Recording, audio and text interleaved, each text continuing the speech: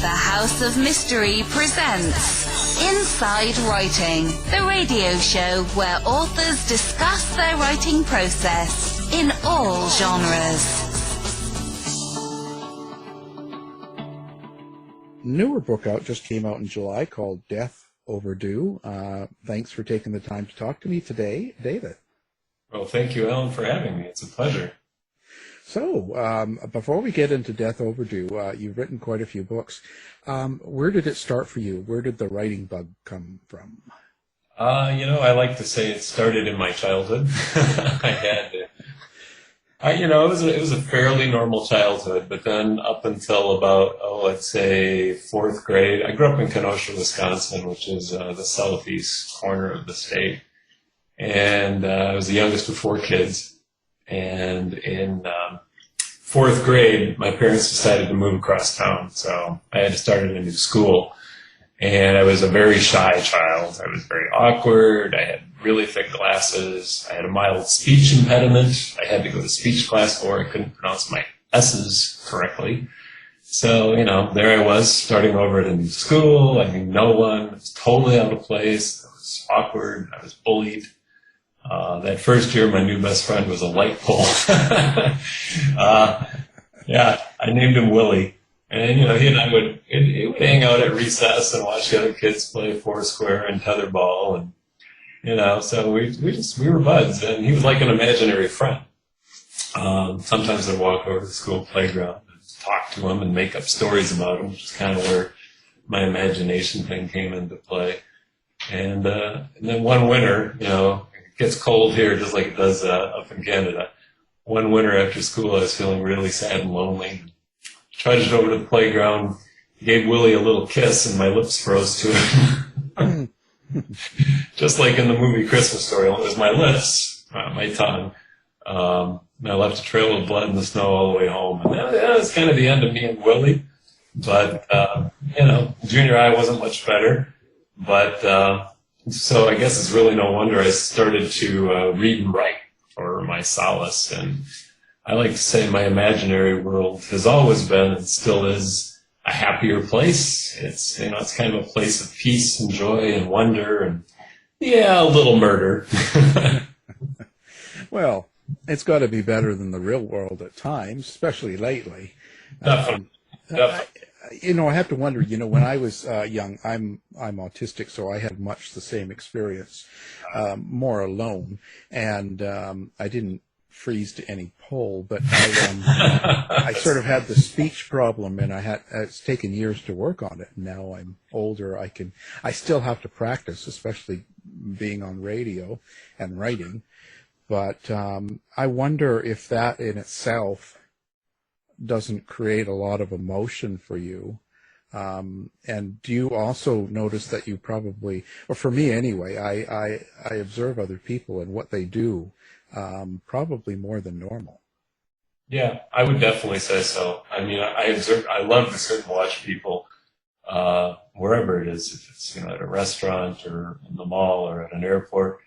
And, I always like to think of backstories for people that I see. So I find it fascinating. So yeah, definitely that alone time with me and Willie on the playground and watching the other kids play and my mind going like a whirlwind has definitely helped me with my writing. I think Lewis Carroll who once said, imagination is the only weapon in the war against reality. And I always used that weapon very liberally, and I still do. Now, it looks like your books are all about murder. So these are all fiction murders. You're not doing any real story murders, like you're not following a real case. So you have to create these in your mind. So where does the murder come from? From a dark place in my head. I don't know. No, the person who gets murdered is usually a rather vile character in my books. And growing up, I was also a huge old movie fan. I loved all the 1940s movies, the Thin Man series, all the Agatha Christie films. And so I thought, I love those, and I think I could, and I would always, especially with Agatha Christie, I love her, but I would always pick apart her her mysteries and say, oh, that's a little unbelievable, or oh, that's not quite right. And I think, I thought, well, I could do that better. So I start with a murder. It's usually how I begin my writing. And because I have to know who gets murdered and how they get murdered and why they get murdered, and who does it. And I got to have some clues that are left behind, because I try to make it that somebody could possibly figure it out, but hopefully they don't. And then I kind of work backwards to the beginning of the book. So yeah, that's, and I always try to change it up a little bit. Like if somebody gets stabbed in one book, then the murderer gets shot in the next one, etc. So yeah, I change it up a little bit. Keep it interesting. The new Perry Mason series is really good. Oh, I haven't seen that. You have to watch it if you like, because all I do is for myself. I'm Turner Classic Movies and the old Me TV and all that stuff. So I'm really into old movies too. But the Perry Mason is taken from the 1920s cases, the books, the old writings. So it's pretty raw, it's gritty, and it's very well done. And they've done it very well. The first case is eight shows, and there's a lot of good stuff in it. I think it's done well and very old style, which I like. So I recommend it. But now, so when you do these, so you start with the murder, and of course you work back so that people get a story. The person that's murdered is like you said you like to do characters that are not necessarily the best. Are they based on people you know or have met? They can sometimes be a composite of different people that I know or have met. A lot of times they're characters that I've observed, and I take some vile traits from people that I've seen maybe on the news or things like that. But there's plenty of them. Let me guess, Republicans. No, I'll get the backlash for that one. Well, I just say that because one of the first crime fiction writers I ever interviewed was J.D. Horn, and he said that if you die in his book, it's someone he didn't like. He's always using people that have treated him badly in some way or another in his life, and he writes them into his book and kills them. Oh, well, and there is a little bit of that. I was many years ago, I was gay bashed outside of a bar and put in the hospital, and it was a very nasty group of men that did that. They were never caught. So, yeah, in my books, I somewhat try to punish them by killing those kinds of people off. Yeah. I guess, you see, because to me that would be a sort of therapy. It is. It totally is. Yep. It totally is a form of therapy for sure. Yeah, that's how I would look at it. I mean, I've never ventured into crime fiction, and I'm too scared to get into that area. I don't know how I would do. I like taking true crimes, meeting people, and doing that, and it just seems it works for me. I think I would offend too many people. Well, in my books, the good guy always wins. And, I grew up with MGM musicals too, and it's like you always got to have a happy ending. So it's got to move.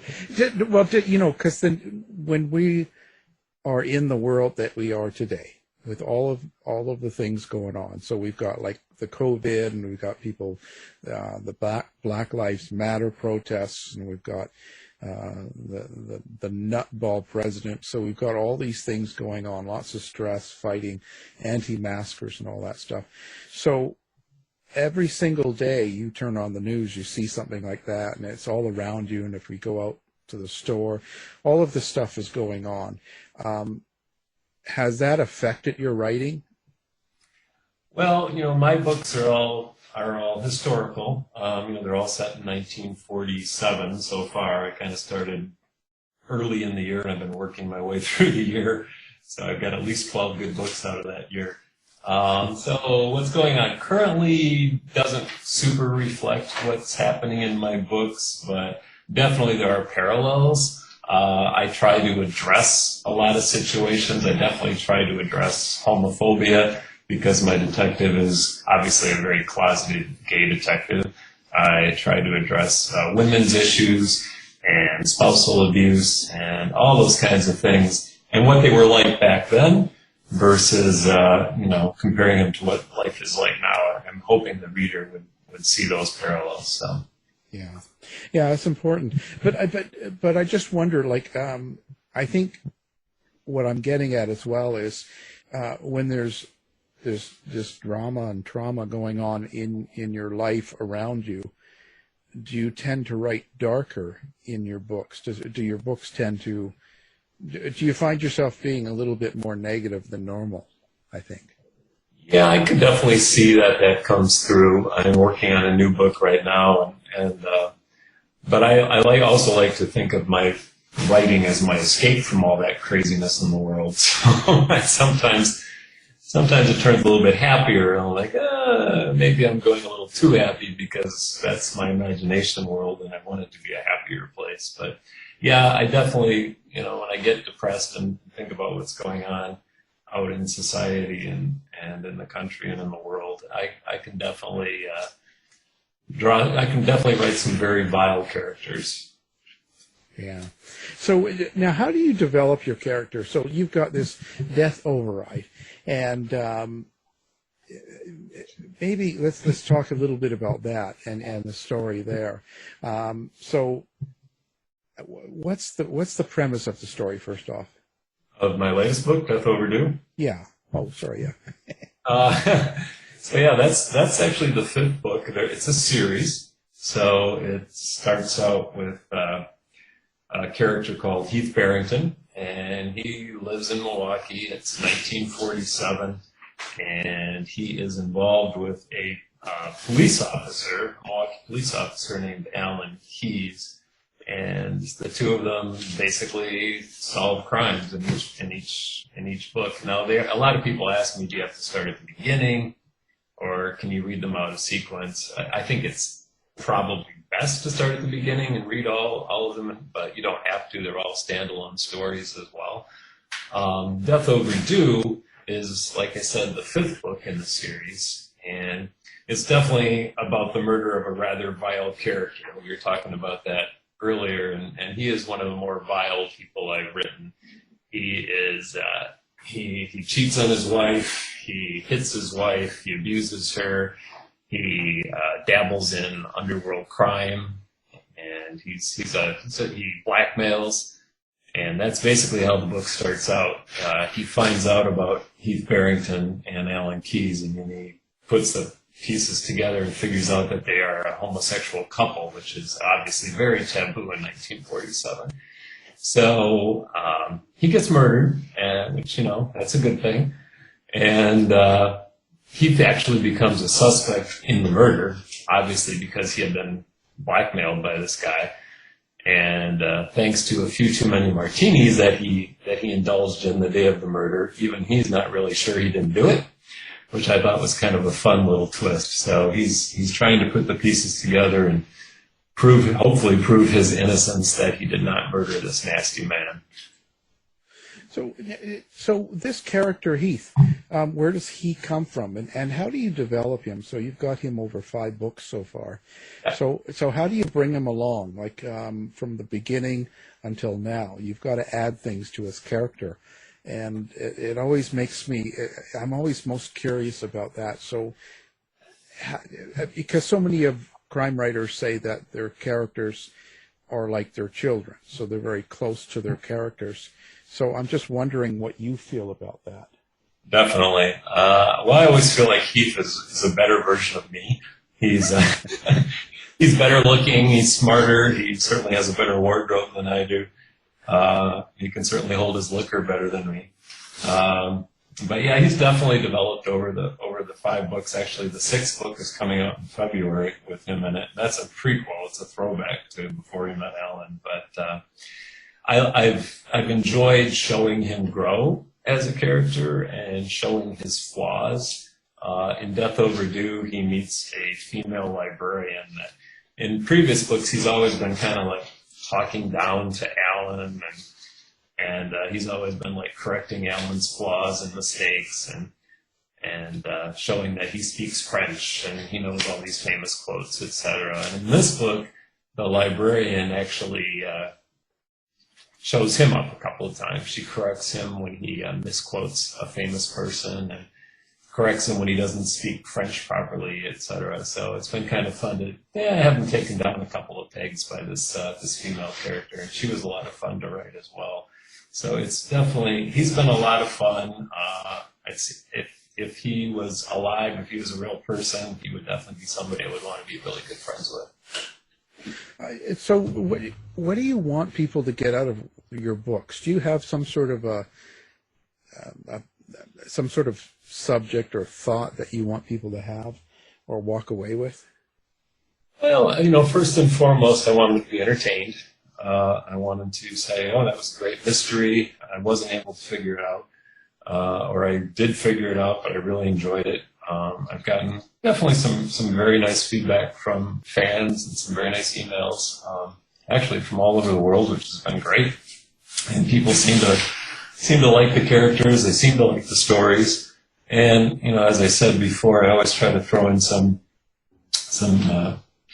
topics that are relevant today, like homophobia, and also teach younger people today what it was like for gay people back in 1947, and lavender marriages, and hiding, and being afraid that you're going to be fired or arrested or even lobotomized for being gay. So I definitely hope I am teaching that in my books as well, bringing the history to life. Some people say, why don't you write contemporary fiction?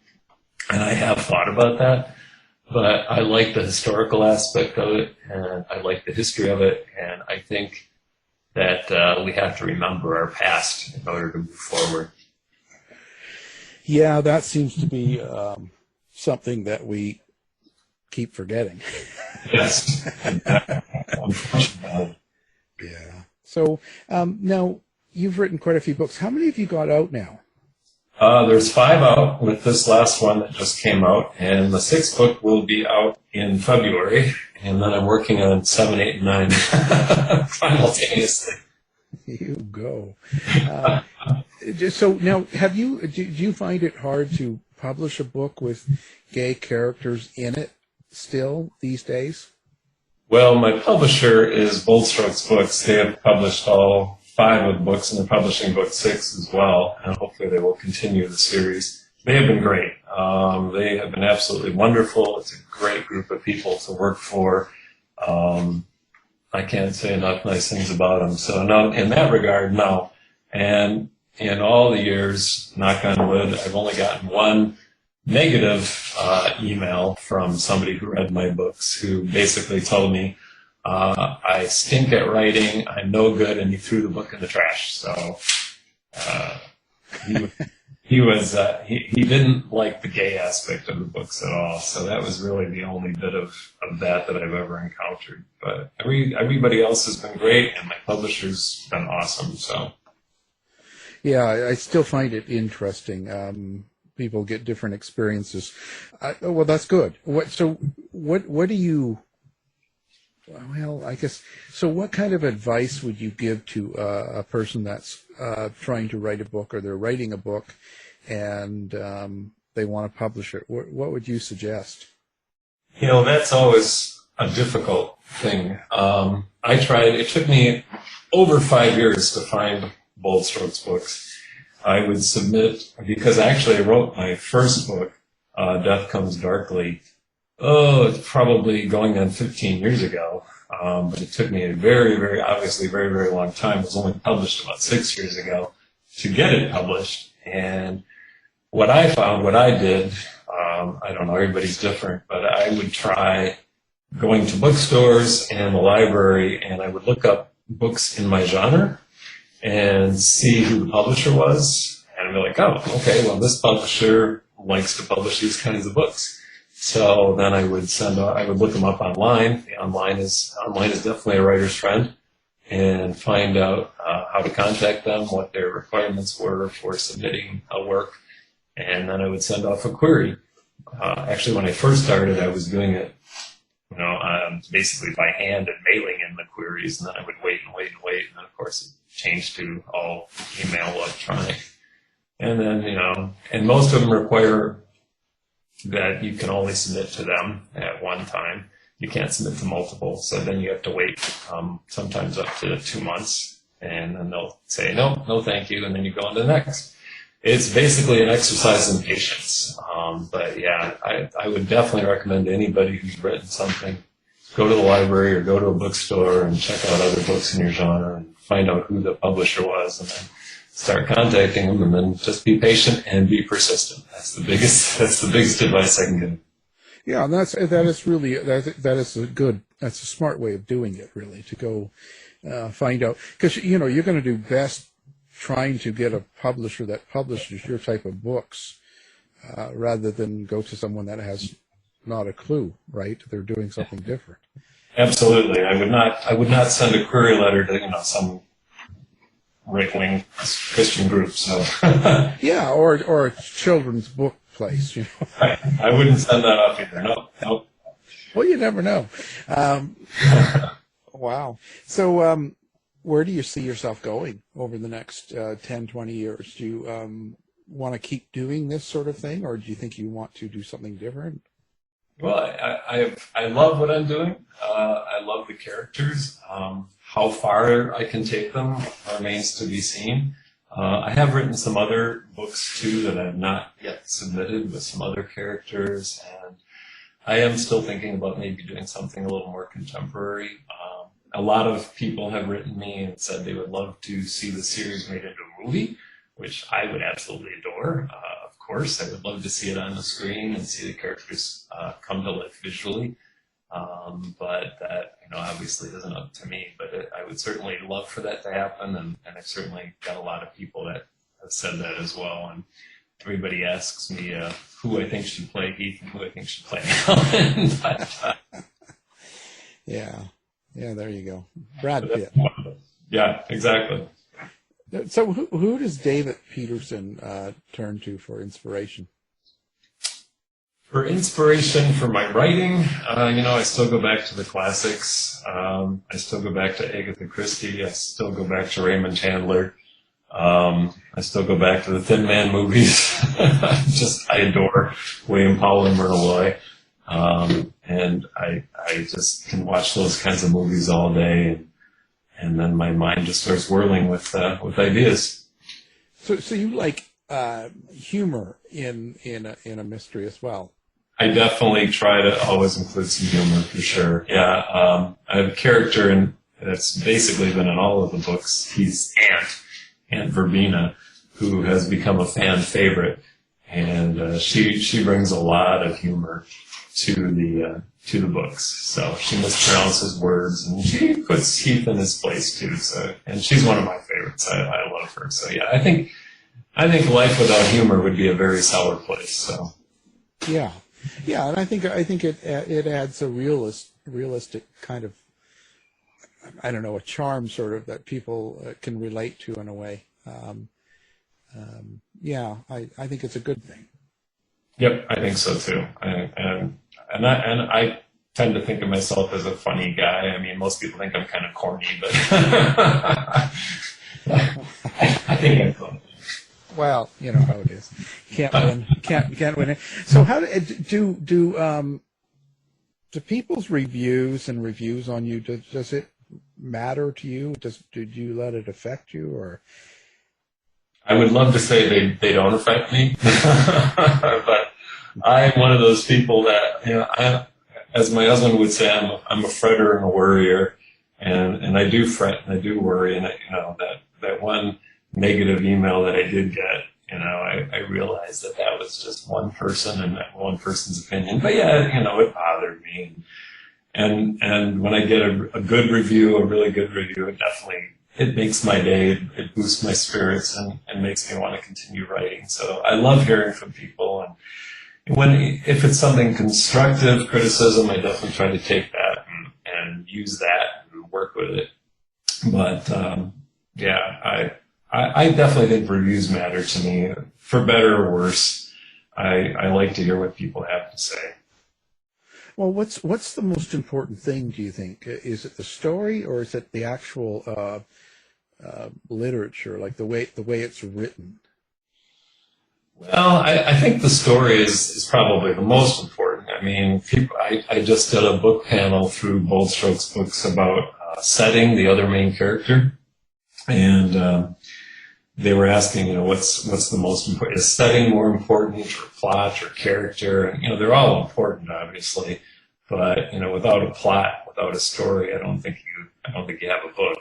And without characters or without setting, it's going to be a pretty boring book. So, I think the story itself is definitely very important, but the way it's written is also, it all kind of goes together. It's like a puzzle. If you're missing a piece, you're not going to have a pretty picture. Yeah, yeah. Well, I personally always say that the story is the most important to write from the heart or from the gut, and good editors can make up for Absolutely, and I've been fortunate to have the same editor for all 6 books, and Jerry Wheeler's, he's just been tremendous to work with. He's a very talented person and an author in his own right too. Agents, do you believe in them? I do. I don't have one. My husband kind of works as my part-time agent, part-time publicity person. I've thought of pursuing an agent. I started looking for an agent before my first book was published because people said, oh, it's easier to get published if you have an agent, but most agents wouldn't talk to me because I didn't have a book published. One of those things. So at this point I do not, but I definitely think they can do some good, for sure. But, there's good and bad, so. Yeah. Well, they can be helpful in certain cases, for sure. I just wonder, always check to see what people are doing in their lives with that. And how is life now with COVID and all that? Has it affected your life? Do you change? Have you changed? Oh, yeah. I mean, how can you not? It's, I've always been a very social person, and so that's all been put on the back burner. If I do meet a friend, it's 6 feet away, outdoors, wearing a mask. So it's definitely been a challenge. My husband and I are fortunate that we have a big circle of friends and family. But yeah, it's a lot of it's been virtual happy hours online, and playing games online with other people and video chatting, all that kind of stuff. So yeah. And obviously a lot of things have been canceled.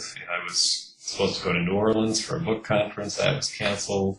I was supposed to buy my book last year, and the year before it was nominated for 2 Lambda Literary Awards, and we were supposed to go to New York for the ceremony, and that got canceled. So it's definitely had an impact on everybody, unfortunately. But we're all gonna get through it. Let's hope, anyway. Yeah, what do you think about the country and the way it is now? Not even being political, but with the conspiracies, and stuff like so many people running around saying, okay, COVID's a hoax and it's not real, and all of this stuff. And the flat earthers, there's like 300,000 plus in the U.S. now. What do you make of all of this? This conspiracy thinking and living, and so many people. Yeah, I scratch my head. I try to keep telling myself that that's the minority, and people have their beliefs. But it does make me wonder, and it does make me worry. But I keep telling myself, and my husband keeps telling myself, because I am a worrier. He tells me that that they're the minority, and that even some of these. You see some of these awful videos online of people yelling and screaming and hitting other people and having temper tantrums. And it's like, yeah, but you don't see the videos of people that are behaving well and behaving themselves and being kind to other people. And I really think, being kind with other people and being patient is what's going to get us through this. Oh, for sure. Yeah. And, it's just human nature to look at the crash or the accident or the woman running through, screaming at someone. The Karen, they call her. Yes, the Karen, yes. But it's terrifying to me. I'm a little worried because there's becoming so many people that, because even voting Trump out, those people don't leave. And there's a good 30 35% that are really into this QAnon and flat Earth, haven't been on the moon, hoax of virus, and that's sort of distressing to me because people live their lives believing that. This is true. Yeah, but those kinds of people I think have always been around in the world, and I like to think that we're just hearing more about them now because of social media and stuff. And yeah, so. It's probably right. We see them now. They're on TikTok. Yes, exactly. until it's banned from the. Yeah. Well, what are you gonna do? So the last. So what do you do for fun? Like, what is it? What is it that David Pederson does typically for fun? I know with COVID, a lot of things are canceled, but what is it that you like to do that gives you kind of a? Well, one thing we've been doing a lot. We always have. I mean, my husband and I go for daily walks, and I love to find quirky little pictures to take that I post on social media, seen on my daily walks, that people seem to enjoy. And we still try to exercise regularly. We bought some home fitness equipment. And so we try to stay in physical shape as much as we can. I love to read. I love old movies. Like you mentioned, Turner Classics. It's a godsend for evenings. And so I love reading. I love old movies and the old sitcoms, MeTV, Mary Tyler Moore, Dick Van Dyke, all that good stuff. And I also do a lot of architectural drawing. I used to really, before I started really getting into writing, I wanted to be an architect in the worst way. And that's something that I think is kind of a tie-in with my books. It's been kind of interesting because I create the environments for my books if they're fictional environments. So, for example, my third book, Death Checks In, takes place at a fictional hotel in downtown Chicago called the Edmonton. So I actually, on my CAD architect program, designed the entire hotel, lobby up to the top restaurant on the top floor, all the rooms and everything, and I'll post floor plans and renderings from those things on my website periodically so that people can get a visual of these locations, at least what I think they look like. Everybody's got a different opinion, but I think it's kind of fun to do that. So it's a lovely hobby for me too. Do visual aids really help you in your writing then? For me, it does, at least as far as the architecture goes, because, well, for example, in book 6, part of that takes place on the Queen Mary, the original Queen Mary that was launched in 1936, and the rest of it takes place in a Old English estate, which kind of harkens back to my Agatha Christie stuff. And so I had to create the fictional estate that I named Heatherwick. And when I'm writing the book, I have, so Heath and Simon left the dining room and crossed the hall and went da-da-da-da-da.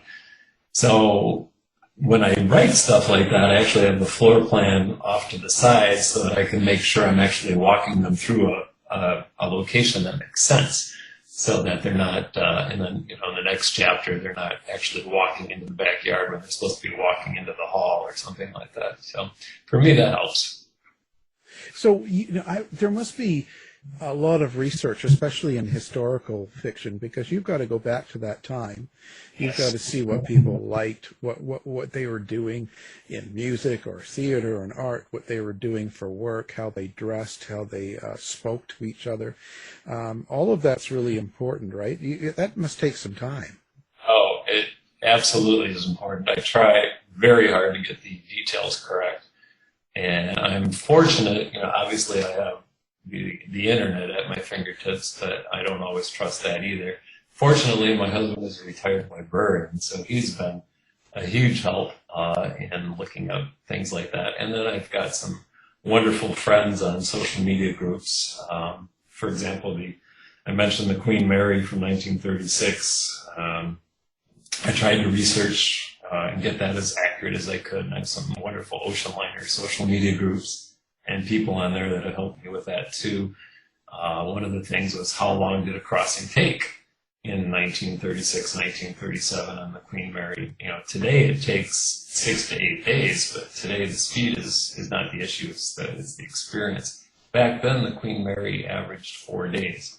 So I actually used a real timeline for a crossing from 1937, and I based my book on that as far as when they reached the Ambrose lightship and when they reached Southampton, when they reached France and all that. So that the timeline was accurate. And then, of course, what they dressed, what they wore, nobody dresses the first night out, that type of thing on an ocean liner. So tried to get all the details correct, even down to how much people have typically tipped the people on the ship, and how the servants were treated in an English ship back then, kind of a la Downton Abbey sort of. So yeah, I try very, very hard to get the details right, and if I make any mistakes, it's all me. But I try to do the best I can, and people will call me on it, believe me. Well, I think it's really important. Some of the things that bother me the most about modern productions, especially on Netflix or something, and you're watching a show, a series, and it's taking place back years ago, and they use something like phrases you use today. Yes. And it just drives me nuts. So I'm sorry for your loss. Different phrases that we use every day today, and it's something they're trying to say is part of the 1940s, and it's like, no, it throws me. Me too. I noticed that too. I was watching something that was set in 1920 something, and they actually had the woman say "no problem." No, don't do that. But I guess, in a way, they're probably under a lot of pressure. If you're doing these series, you're probably putting them out like crazy, and it's just very formulated. You just kind of write the script, I guess. I don't know. Yeah, I would. So. Yeah, it's too bad because it does throw someone if you're from the time or interested. Do you ever go to some of these cities that you write about too to find out the feel of the city or the place? Definitely, yeah. Because details do matter. So yeah, luckily we're not far from Chicago. So when I wrote Death Overdue, we took a couple trips down to Chicago and checked it out. Most of my books have been set in Milwaukee, so that's easy because that's where I am right now.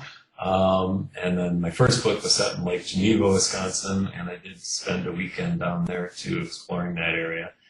And I have been to England. I didn't revisit England for my sixth book, unfortunately. I would have loved to, but with all the COVID stuff and everything going on, it was not feasible. But I have been there, so yeah. In addition to the online research and the library research, I do an in-person research as well. I thought it was interesting with one of my books, I made a comment about the Milwaukee Brewers, which is our local baseball team. And somebody called me out on that and said, oh, it should have been the Milwaukee Braves. But fortunately, in that case, I did have some research help. And it actually was the Milwaukee Brewers in 1947. They were a minor league team at that time. And then they left, and then the Braves came in, and then it went back to the Brewers. So people definitely pay attention to those types of things. They're calling you on it. Yes, they are. They're watching. Okay. That's all right. It keeps me on my toes. No, it's good. I think it's good to have well-researched. It adds to authenticity, right? It makes it feel real, and I think it's really important because the worst thing in the world is just having let something go in a script or in the wording, and I find it hard to take my attention then. I get focused on that, and then I start looking for it. So then I agree. And my editor's been really good with that too. I mentioned him before, Jerry Wheeler. He's been really good with if I do slip something in that doesn't fit, he'll definitely call me on that. He's been great with that too. Yeah, it's good to have that. Good editor. Really important for a writer, good proofreader. Fantastic. So you mean you were saying something like the internet, you mean it's not all real? Shocking, I know. Fortunately, most of the historical stuff is pretty accurate, but I don't trust anything that I get off the internet. I always at least go with one other source as well. Yeah, you just can't believe everything you read. No, unfortunately. you have to look around and see from a couple of different angles what it is, rather than just one word. But For sure. yeah. Well, it's certainly been a pleasure. So now, do you have a website of your own that people can find you at? I do, absolutely. It's my name, which is www.davidspederson.com. Pederson is P-E-D as in David, E-R-S-O-N. So it looks like Pederson, but it's pronounced Pederson. So www.davidspederson.com. That D in there, does that mean you're from? Isn't that something to do with? Scandinavia. Yeah, I was gonna say, because they spelt it differently depending on which part of that Scandinavia you were from. Yes, my father was Norwegian, so it's I'm a tall Norwegian. Well, there you go. Blonde and blonde, so that's it. Yep. Big, tall, and so that's fantastic. And of course, your books are out, available anywhere, and Amazon. We're going to have that up on the website as well. We'll have your website and the books, so people can do one click and pick up any of your books. Great. So our guest has been the author David S. Pederson, and we have been talking about writing and his latest book, Death Overdue, and it's part of the Detective Heath Barrington mysteries, and I believe it's the 5th. That is correct. Thank you for being on the show. Thanks for having me. I really enjoyed it. To find out more about our show, guests, or to listen to past shows from our archive, please go to www.houseofmysteryradio.com. Show's over for now. Was it as good for you as it was for me? Well, good night. This has been a production of Something Weird Media. I'll be back.